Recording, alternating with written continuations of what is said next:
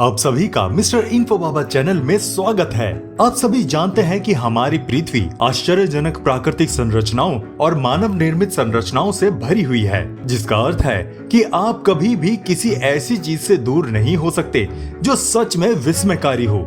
आज हम आपको लेकर चलेंगे कुछ ऐसी ही जगहों पर जो घूमने के लिए बेहद शानदार है। अगर आप इस चैनल में नए हैं तो चैनल को सब्सक्राइब करना ना भूलिएगा and don't forget to hit the notification bell. बचपन से आपको स्कूल में पढ़ाया जाता होगा कि धरती का सबसे ऊंचा पहाड़ माउंट एवरेस्ट है, पर आपको जानकर हैरानी होगी कि समुद्र तल से ऊपर माउंट एवरेस्ट भले ही धरती का सबसे ऊंचा पहाड़ हो या ऊंची जगह हो, पर वो स्पेस के सबसे ज्यादा नजदीक नहीं है। चलिए आपको बताते हैं कि स्पेस या फिर चांद के सबसे नजदीक कौन सी जगह है और ये किस देश में है। इक्वाडोर साउथ अमेरिका का एक देश है जिससे इक्वेटर गुजरता है। ये देश स्पेस से बेहद नजदीक है। इस देश में स्थित माउंट चिम्बोराजो बेहद ऊंचा पहाड़ है जिसकी हाइट 20,548 फीट है। आप सोचेंगे कि माउंट एवरेस्ट की तुलना में इसकी हाइट तो कम है, इसके बावजूद ये जगह स्पेस से या चांद से नजदीक कैसे हो सकती है? चलिए हम आपको इसका जवाब बताते हैं। आप ये तो जानते होंगे कि धरती का शेप पूरी तरह गोल नहीं है, बल्कि अंडाकार है, यानी कि ओवल शेप में है। वो बीच में यानी इक्वेटर के पास ज्यादा बाहर की ओर निकली हुई है, यानी जो लोग इक्वेटर के पास रहते हैं वो धरती के केंद्र से ज्यादा दूर हैं और स्पेस से ज्यादा नजदीक हैं। उदाहरण के तौर पर समझ लीजिए कि अगर आप इक्वेटर पर समुद्र के लेवल पर खड़े हैं तो आप धरती के केंद्र से लगभग 20 किलोमीटर दूर हैं। वहीं पोल्स पर खड़े रहने से दूरी 20 किलोमीटर कम हो जाती है। इसकी वजह से माउंट चिम्बोराजो वो जगह है जो धरती की तमाम जगहों की तुलना में चांद के सबसे ज्यादा नजदीक है। ये जगह माउंट एवरेस्ट की तुलना में चांद से करीब 2.4 किलोमीटर पास है। तुर्की में सेंट्रल एनातोलिया में एक कस्बा है केपाडोसिया। इस जगह चट्टानों के विशेष आकार और रंग के कारण इस जगह को चंद्रमा जैसी धरती के तौर पर भी जाना जाता है। इस्तांबुल से 730 किलोमीटर दूर इस कस्बे को अंडरग्राउंड सिटी भी कहा जाता है। बाहर से ये बड़े कस्बे जैसा नजर आता है, लेकिन यहाँ गुफाओं के अंदर चर्च, घर, अस्पताल और स्कूल बने हैं। पर्यटन के लिहाज से शहर को विशेष मान्यताएं मिली हैं।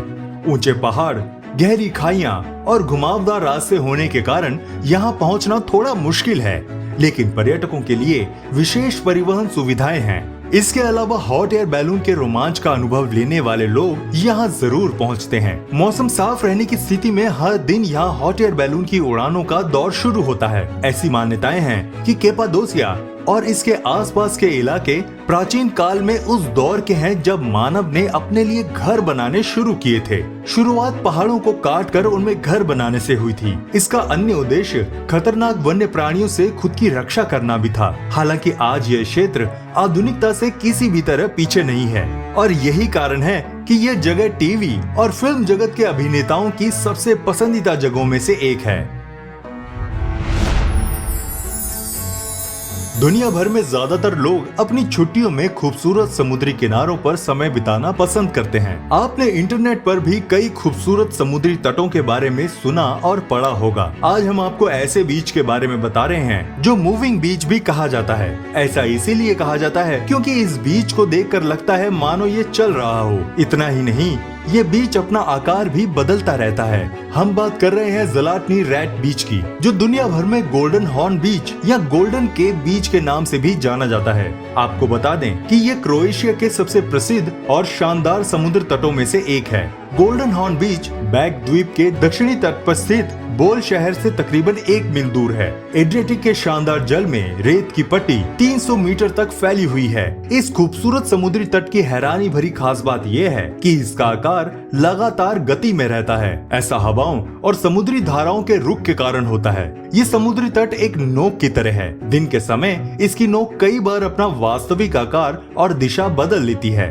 गोल्डन हॉर्न बीच की नोक पहले पूर्व की ओर फिर पश्चिम की ओर बढ़ सकती है। इस समुद्री तट का पानी एकदम साफ और नीला है। इस बीच के पीछे एक घना देवदार का जंगल है। कहा जाता है कि हर साल ज़लाटनी रैट बीच करीब 20 डिग्री खिसकता है और तकरीबन 30 सेंटीमीटर तक फैल जाता है।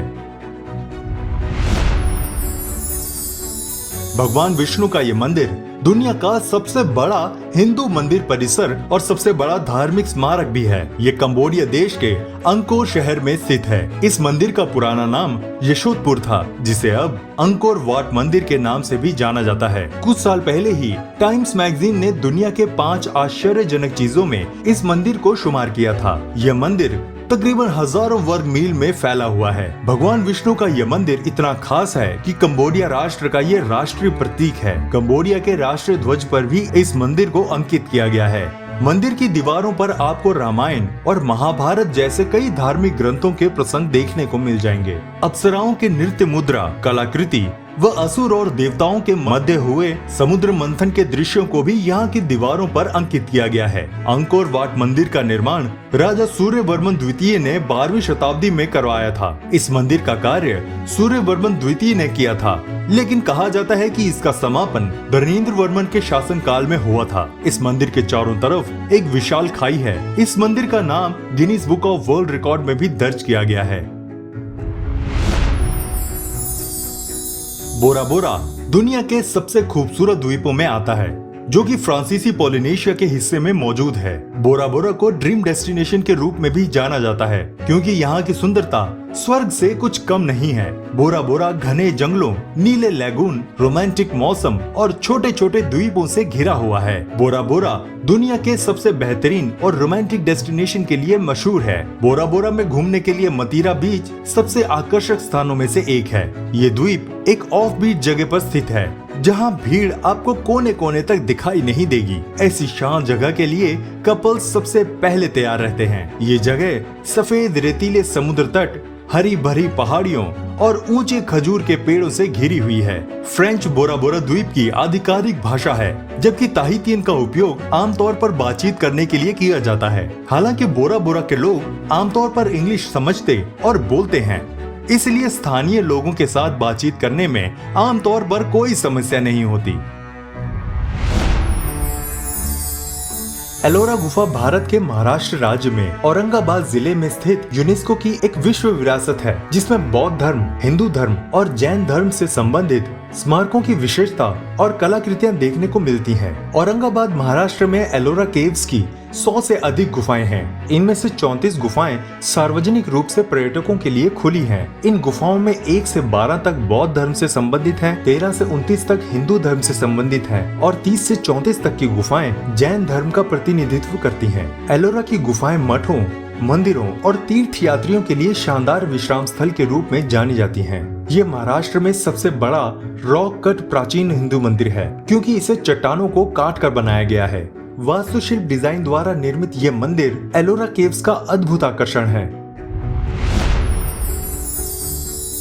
न्यूजीलैंड की वेटोमो ग्लोवॉर्म गुफा ऐसी नजर आती है जैसे तारों से जगमगाता आसमान। दरअसल यहाँ एराक्नोकैम्पा ल्यूमिनोसा नामक ग्लोवॉर्म पाए जाते हैं। ये जीव एक रासायनिक प्रक्रिया करते हैं जिससे रोशनी पैदा होती है। ये रोशनी अपने शिकार को आकर्षित करने के लिए होती है। इस दौरान ये सिल्क जैसे लंबे लंबे जाल बुनते हैं ताकि इनमें फंसने वाले जीवों का शिकार कर सकें। ये जीव जितने ज्यादा भूखे होते हैं उतनी ज्यादा रोशनी पैदा करते हैं। इसे देखने के लिए यहाँ पर्यटकों का तांता लगा रहता है। ये दुनिया की सबसे अद्भुत गुफाओं में से एक मानी जाती है। वेटोमो ग्लोवॉर्म गुफा न्यूजीलैंड के उत्तरी टापू पर स्थित है। भूगर्भीय ज्वालामुखी गतिविधियों के चलते 3 करोड़ वर्षों के दौरान वेटोमो क्षेत्र में चूना पत्थर की लगभग 300 गुफाएं बनी हैं।